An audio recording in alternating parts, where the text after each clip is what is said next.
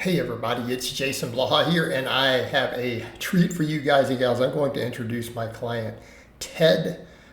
He is a strength athlete. He does BJJ and boxing, and this is his training. So if you guys notice from the sheet, he trains 5 days a week. This is a little bit different than a lot of my guys. You see a whole lot of my people who are 3 day a week. Some of them are 4 day, right? We see a lot of that.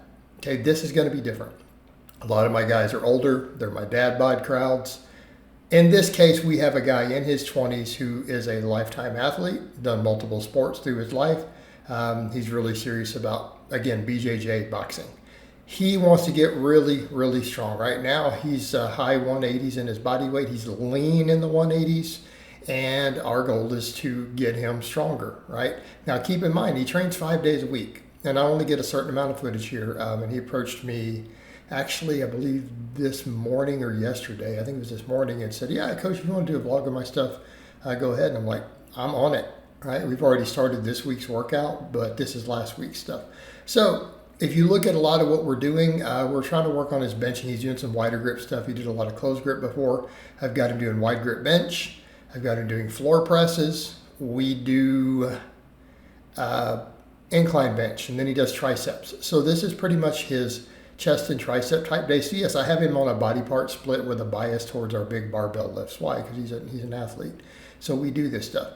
Now, keep in mind, we do some plyometrics. He does some box jumps. He does some of this other stuff, right? There we go. We hit a failure right there. But that's okay. This shows you how hard he trains. All right, his pull day. So we have that, and then we have a pull day, right? This is 405, or is this 410? But I believe we got 5 reps here. So again, you guys can tell he's pretty jacked, pretty much in shape. But again, he wants to get really strong. He's like, coach, I want like a 300 bench. I want 400 squat, 500 deadlift. Okay, and we're not super far from these numbers. Like you guys will notice, he can do like 6 or 7 reps of 335 on a squat. Like we're doing okay there. Like, so this is where we're trying to get those. Same thing here. You know, he's got 4 plates on there, and he's doing sets of 5. Okay. Now we're repping out a full plate on weighted chins, multiple sets. So then his pull day is usually we do a top set of deadlifts. He does chins. He does some different types of rows. We do curls, all that stuff on that day, which again, you guys can reference the sheet. Again, pretty strong at chin-ups. Notice he can do quite a few reps. Again, this is a 45. He does them from a dead hang. We have a nice solid full range of motion. All right.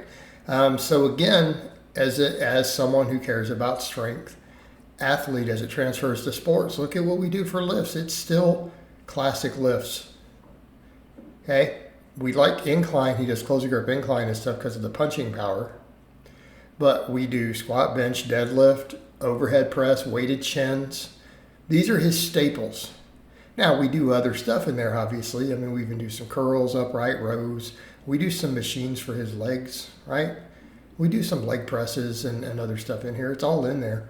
But here's where our focus is going to be. We get strong at these basic lifts. Why? Because his carries over. He does contact sports. So again, we need power. We need power. We need strength. Same thing. Look at the overhead pressing, right? So we get to a shoulder day. We do overhead pressing, upright rows, do some laterals, some rear delts. We do abs pretty much every day. He does hanging leg raises every day. But again, powerful athlete here. Keeping in mind, this guy's in his 180s. He's said, look, I'm willing to bulk just a little bit if we need to also to gain a little weight, which we've been doing, so that we can reach a lot of these target numbers. But again, same thing. We push overhead press, we push incline, all those things real hard. He needs to connect on the end of a punch because he also boxes. All right. Boxing is secondary to him, but he does box. So, punching power. All right, this stuff translates to it. Okay, so we have a shoulder day with this stuff, right? But we even actually believe we have a whole separate posterior chain day in there with the pulling too. I didn't get all the footage. You guys can, again, reference the sheet if there's any questions about his 5-day split. All right, leg day is always obviously our big one. All right, we do straight up squats. You know, a lot of times people are like, man, I don't want to do multiple sets of squats. I have him do 3, but we only train them once a week. So yeah, he does 3 sets of squats, and they're go within 1 rep in reserve. So I think this week we're doing our sets with like 335. So again, notice the squats. He's not playing. There's no playing around. He comes in and we do a full squat. Again, this is someone who needs to grapple. So again, people want to argue about, oh, these don't carry over. No, these do carry over. Any sort of nonsense about functional strength, a full squat carries over to sports. Again, these are people like this who grapple. I have them squat. I have them deadlift. It carries over. Don't let people try to tell you that it does not. Most of your greatest fighters in the world tend to be good squatters as far as different mixed martial artists go, even boxers to some extent. All the best sprinters in the world are extremely strong squatters. The squat, again, a full squat like this is an athletic exercise, right? Think about even the positions you'll see grapplers in, or these jiu-jitsu guys. That ability to drop into that full squat and be strong at it's important. Same thing with deadlifts and pulling. Chin-ups, heavy pressing, it all carries over. So that's this strange idea people have. And I'm like, you guys do not need to be coaching athletes if you don't think these are the lifts that do it. Right? So when we have other things, we'll focus a little more accessory, more isolation and stuff. And he does all that stuff too. But keeping in mind, all these big lifts, we're doing multiple sets. Squat, incline overhead press, chin-ups. Okay?